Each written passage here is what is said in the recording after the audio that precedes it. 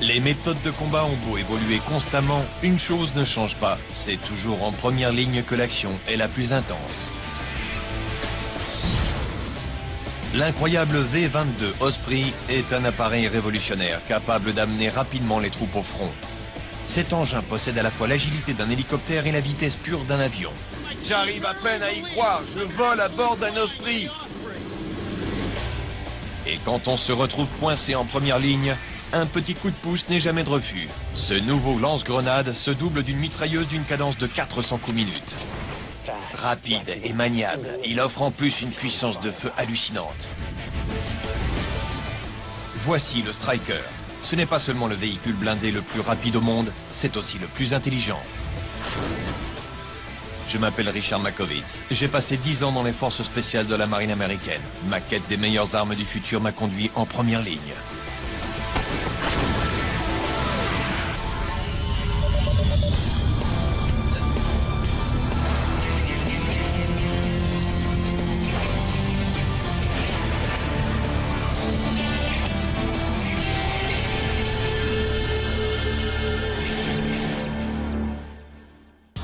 Les forces spéciales sont efficaces, percutantes et extrêmement polyvalentes. Tout comme l'appareil qui les amène au combat. Il existe des avions et des hélicoptères. Les deux ont certaines capacités et certaines limites. Imaginez maintenant que l'on combine leurs points forts pour fabriquer un incroyable aéronef.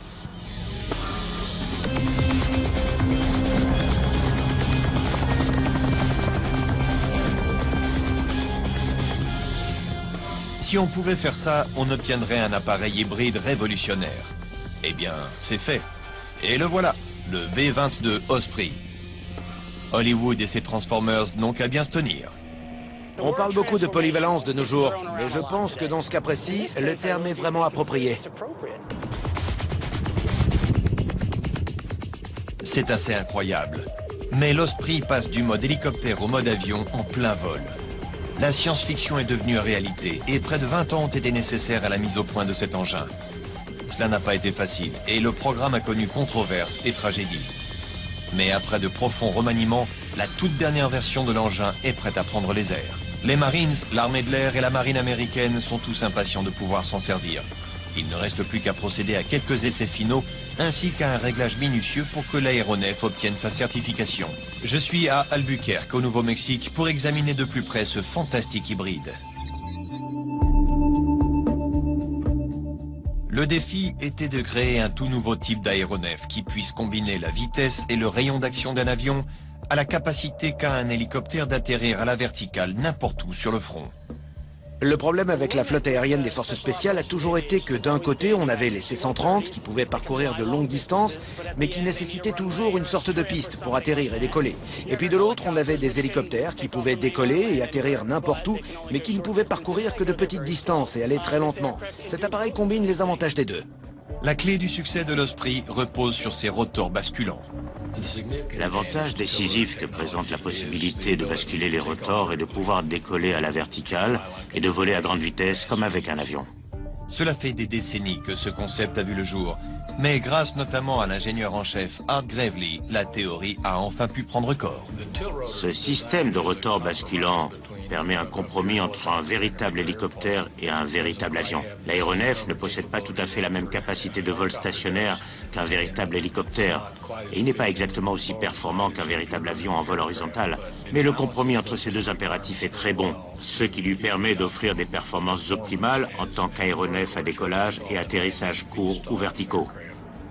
Ce n'est pas le meilleur avion qu'il y ait, ni le meilleur hélicoptère, mais il n'y a aucune autre machine au monde qui puisse combiner cette vitesse, cette capacité de transport et cette distance de vol à un décollage et un atterrissage verticaux. Les moteurs de l'Osprey sont contenus dans des logements spéciaux appelés nacelles et situés au bout des ailes. Ce concept révolutionnaire permet à l'Osprey de pivoter ses nacelles et leurs rotors. L'aéronef décolle comme un hélicoptère, avec les nacelles à la verticale. Une fois en vol, elle pivote vers l'avant et se met en position horizontale. La manœuvre dure environ 20 secondes et abracadabra, l'Osprey se transforme en avion. L'Osprey est polyvalent.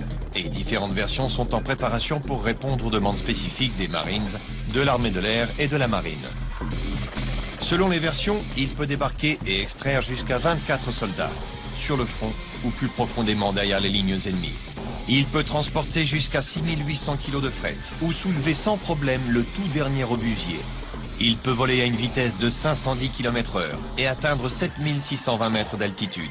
Certains engins vont plus haut ou plus vite, mais celui-ci peut décoller et atterrir sur quasiment n'importe quel terrain. Pour le corps des Marines, cela représente une amélioration notoire par rapport à la flotte dont elle dispose actuellement. Il va 2 fois plus vite, transporte 3 fois plus de poids, peut récupérer 2 fois plus de soldats et faire 5 à 6 fois plus de distance que nos hélicoptères actuels. Le colonel Bill Taylor, responsable du programme, a été déterminant dans l'élaboration de l'Osprey. La route a été longue et chaotique pour mettre ce concept au point. Construire un prototype et le mettre à l'essai lors de tests de développement sévères. Le programme a commencé dans les années 80, mais les espoirs initiaux d'une révolution technique ont été ternis par des dépassements budgétaires et des morts tragiques. Il y a eu des problèmes dans le passé. Bien entendu, le plus connu d'entre eux reste la tragédie de Mirana. En avril 2000, pendant une mission d'entraînement, un drame s'est produit. Une version précédente de l'Osprey s'est écrasée à Mirana, en Arizona, et aucun de ses 19 passagers n'a survécu. Ce programme a coûté la vie à un grand nombre de courageux Marines. En plus d'être tragique, ce drame a valu à cet appareil une mauvaise publicité plus importante que la normale. La sécurité est donc plus que jamais la grande priorité. Et nombre des dernières modifications ont consisté à ajouter des éléments permettant de l'améliorer. De nouveaux logiciels peuvent ainsi identifier les éventuels problèmes de l'appareil et les signaler directement et immédiatement à l'équipe de maintenance. À chaque fois que l'on reçoit des données, on les examine, les interprète et on décide si l'avion peut voler ou non. Responsable de maintenance, Paul Kupach connaît chaque centimètre carré de l'appareil et sent qu'il est enfin prêt à prendre du service. Je considère cet appareil comme très fiable. C'est comme n'importe quel autre aéronef à ses débuts. Les F-16 n'ont pas non plus bien commencé au départ. Ils ont connu des problèmes et ça a été la même chose avec cet appareil. C'est comme tout ce qui est tout nouveau. C'est normal qu'il y ait des problèmes. Mais bien entendu, on ne va pas faire voler un engin s'il n'est pas sûr. Il n'en est pas question. Mais est-il si sûr que ça? À suivre, je fais confiance à la toute dernière version de l'Osprey alors qu'il accomplit une tâche extrêmement dangereuse et se fait réapprovisionner en carburant en plein vol. Puis, est-ce un lance-grenade ou une mitrailleuse? Ce qu'il y a de génial, c'est que c'est les deux.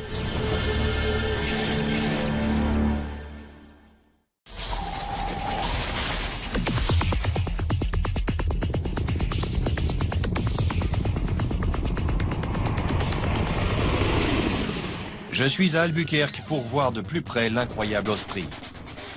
C'est un véritable transformeur qui permet de transporter très rapidement des soldats ou de l'artillerie sur le front.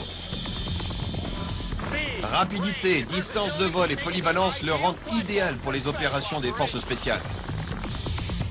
Bientôt, je vais prendre de la hauteur et voir l'Osprey en action.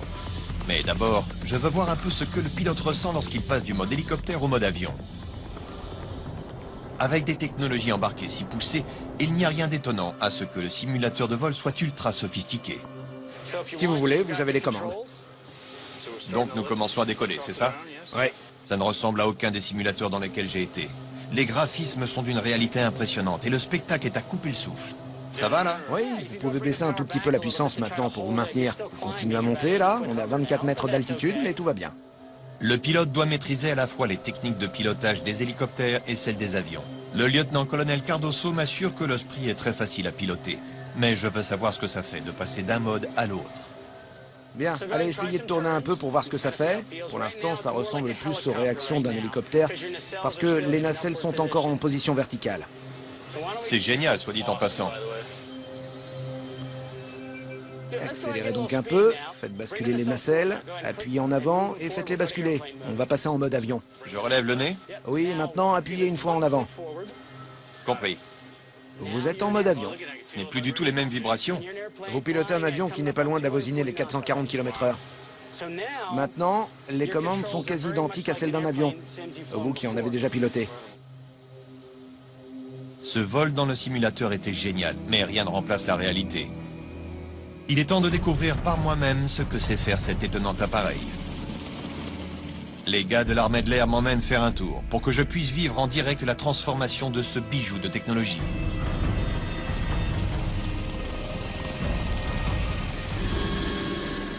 L'Osprey a l'air génial en théorie. Mais il est maintenant temps de faire voler cet oiseau de proie et voir ce qu'il a dans le ventre.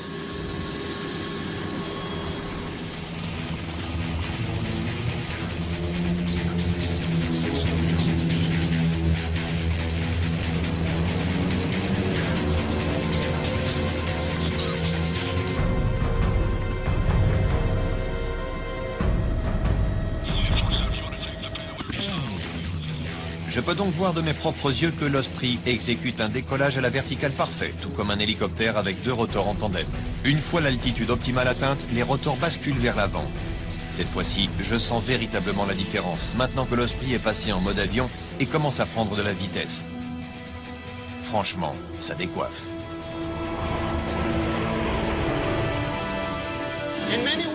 À bien des égards, je rêve depuis toujours de voler à bord de l'Osprey. Quand je me suis engagé dans la marine, ce projet n'était encore qu'un concept. J'arrive à peine à y croire. Je vole à bord d'un Osprey.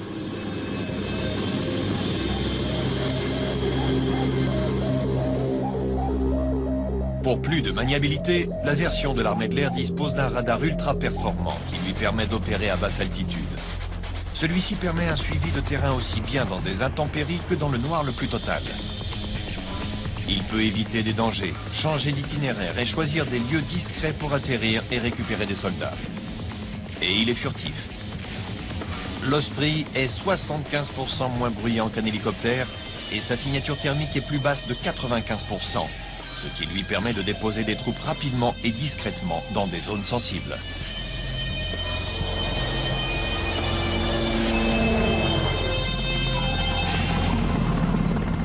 La version de l'Osprey dont dispose l'armée de l'air transporte plus de 7500 litres de carburant, soit plus que n'importe quelle autre déclinaison. Cela lui confère un rayon d'action de 500 000 marins, et s'il a besoin d'aller plus loin, il peut être réapprovisionné en plein vol. Aujourd'hui, j'ai la chance de voir cette manœuvre de mes propres yeux.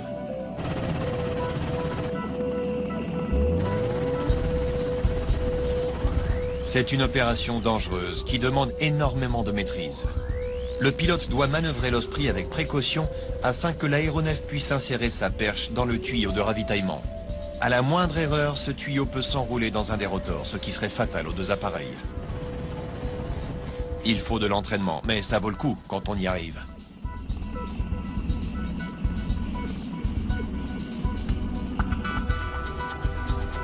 La possibilité de se faire ravitailler en plein vol est d'une importance cruciale. Une fois en terrain ennemi, l'appareil doit pouvoir réagir à n'importe quel changement de situation sur la zone de combat. Si le lieu où il devait atterrir ou récupérer des soldats n'est plus sûr, il devra peut-être aller des kilomètres plus loin pour le faire. L'Osprey peut donc maintenant voler assez longtemps pour parcourir cette distance supplémentaire et revenir. Ou faire du surplace pendant que le plan d'attaque est revu. Et si la nouvelle zone d'atterrissage se trouve en terrain accidenté et ne dispose pas d'aérodrome, ce n'est pas un problème pour l'Osprey. Le sol irrégulier d'Albuquerque est idéal pour tester la capacité de l'Osprey à atterrir sur n'importe quel terrain. Les nacelles se redressent donc pour permettre à l'appareil de descendre rapidement à la verticale.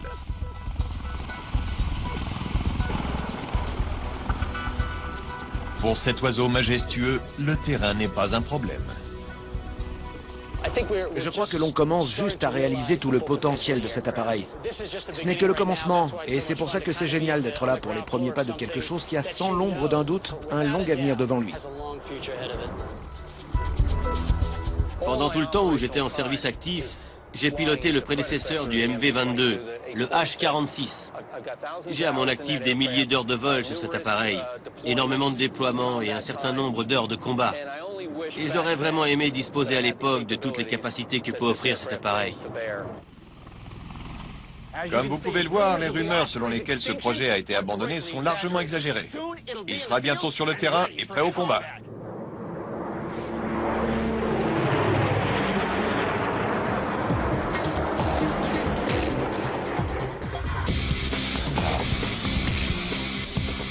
Dans les conflits actuels, de nombreux affrontements se déroulent en milieu urbain. Le front s'est maintenant déplacé dans les rues de nos villes, où l'ennemi n'a que l'embarras du choix pour se cacher et se mettre à l'abri. Et pour avoir la moindre chance, il faut être